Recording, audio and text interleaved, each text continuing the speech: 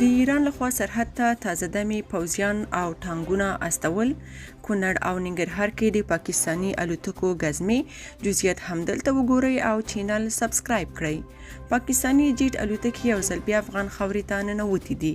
شمشاد تلویزیون د ځینو سرچینو له قوله خبر ورکړی چې د ننګرهار په ګوشتي او د کونړ په خاص کونړ او سرکاڼو ولسوالۍ کې پاکستاني الوتکې ګرځېدلي، خو د بمبارۍ یا بریدونو په اړه معلومات نه دي ورکړل شوي.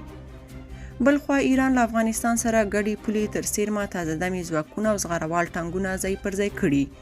اسلام کالا بندر کې د ایراني او طالب پولساتو ځواکونو ترمنځ له ناندرو وروسته سرچینو د انځورونو په راستولو ویلي چې ایران له پولې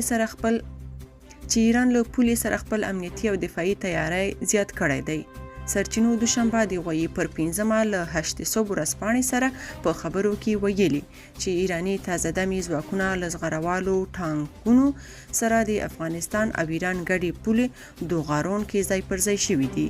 ځینې انځورونه چې 8 صبح ورځپاڼې ته رسیدلي ښکاري د دوغارون ګمرک ماموران د دغه ګمرک د پارکینګ د تشیدو خبره کوي او د دغه کار موخه د دواړو هیوادونو ترمنځ د نښتې احتمال بولي.